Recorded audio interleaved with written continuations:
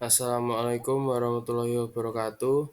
Perkenalkan nama saya Rifan Hidayat. Di sini saya akan mempresentasikan matkul manajemen risiko dengan judul 10 bank syariah dengan aset terbesar di Indonesia.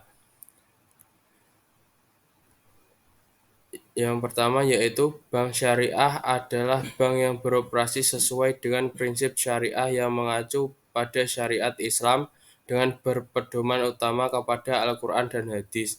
Terdapat dua jenis bank syariah yaitu bank umum syariah dan bank pembiayaan rakyat syariah. Perbedaannya memberikan jasa dalam lalu lintas pembayaran, sementara BPRS tidak memberikan jasa dalam lalu lintas pembayaran.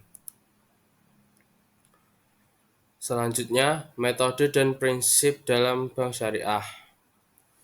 Bank syariah adalah bank yang beroperasi sesuai dengan prinsip-prinsip syariah. Implementasi syariah ini yang menjadi pembeda utama dengan bank konvensional. Intinya, prinsip syariah mengacu pada syariah Islam. Islam sebagai agama merupakan konsep yang mengatur kehidupan manusia secara komprehensif dan universal, baik dalam hubungan dengan Sang Pencipta maupun hubungan sesama manusia. Dengan tiga pilar ajaran Islam yaitu akidah, syariah, dan akhlak. Dalam operasinya, perbankan syariah harus selalu dapat koridor-koridor prinsip sebagai berikut. Yang pertama, keadilan; yang kedua, kemitraan; yang ketiga, transparansi; yang keempat, universal. Prinsip-prinsip syariah yang dilarang dalam operasional perbankan syariah adalah kegiatan yang mengandung unsur sebagai berikut. Yang pertama, maisir; yang kedua, gharar; yang ketiga, riba. Selanjutnya, larangan kebijakan perbankan syariah. Dalam melakukan kegiatannya, bank syariah dilarang untuk melakukan sejumlah kegiatan usaha sebagai berikut. Yang pertama, bank umum syariah dan unit usaha syariah. Melakukan kegiatan usaha yang bertentangan dengan prinsip syariah, melakukan kegiatan jual beli saham secara langsung di pasar modal, melakukan penyertaan modal, melakukan kegiatan usaha perasuransian, kecuali sebagai agen pemasaran produk asuransi syariah.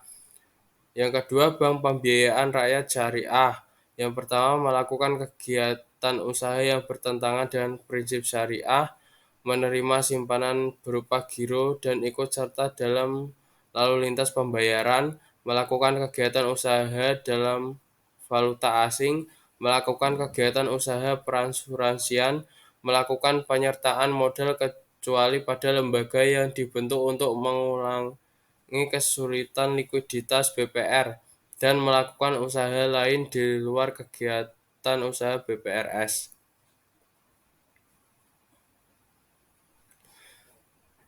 Selanjutnya, ada 10 bank syariah dengan aset terbesar di Indonesia. Yang pertama, BSI; yang kedua, SIM Niaga; yang ketiga, Bank Muamalat; yang keempat, BTN; yang kelima, MyBank Indonesia; yang keenam, Bank Permata; yang ketujuh, Bank Riau; yang kedelapan, Bank Aceh Syariah; yang kesembilan, Bank BTPN Syariah; yang kesepuluh, Bank Mega Syariah.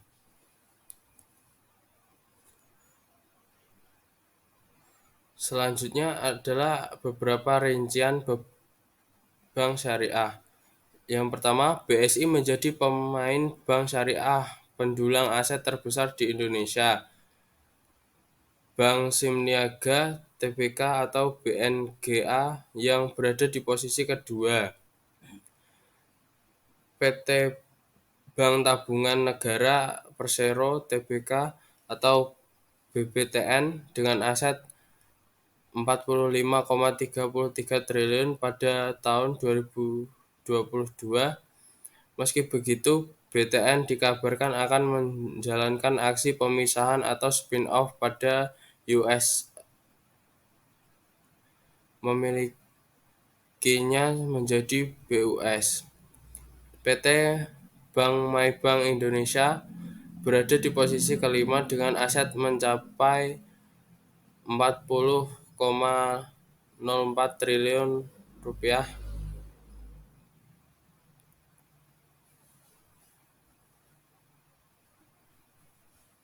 Yang selanjutnya ada faktor-faktor yang mempengaruhi pertumbuhan bank. Yang pertama, kesadaran masyarakat. Yang kedua, kebijakan pemerintah. Yang ketiga, infrastruktur. Yang keempat, inovasi produk. Peran kontribusi bank syariah dalam perekonomian Indonesia. Bank syariah di masa depan setidaknya memiliki tiga peranan penting. Yang pertama, memfasilitasi permodalan kepada pelaku yang bergerak di industri produk halal. Yang kedua, memberikan akses kepada seluruh pelaku bisnis.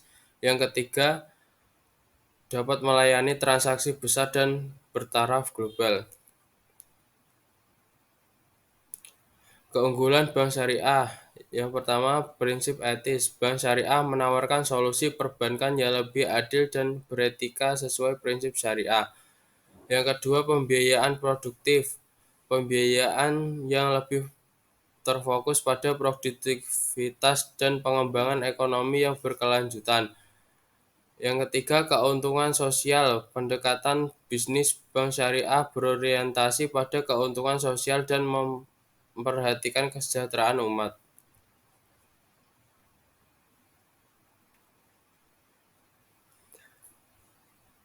Prospek dan tantangan perkembangan bank syariah di masa depan.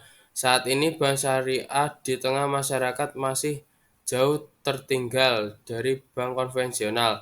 Tantangan lainnya yakni jangkauan jaringan bank syariah masih rendah. Pada 2020, share outlet bank syariah terdapat bank umum mencapai 7,7%, artinya dari 1 juta penduduk hanya dilayani oleh 9 cabang dibandingkan 140 cabang oleh bank umum. Tidak hanya itu, tingkat literasi dan inklusi terhadap bank syariah juga masih rendah. Berdasarkan data BSI, literasi bank syariah hanya sebesar 8,9% dibandingkan bank konvensional sebesar 37,7%. Sedangkan tingkat inklusi bank syariah 9,1% dibanding bank konvensional yang sebesar 75,3%. Meski demikian, masih banyak potensi yang bisa digali di industri perbankan syariah. Banjaran melihat terdapat preferensi masyarakat yang kuat untuk perbankan syariah, sehingga pertumbuhan bank syariah melampaui perbankan konvensional dengan potensi yang sangat besar. Kondisi ini tercermin dari CAGR 5 tahun industri perbankan syariah di Indonesia mencapai 13,8%, sedangkan bank konvensional hanya 7,8%.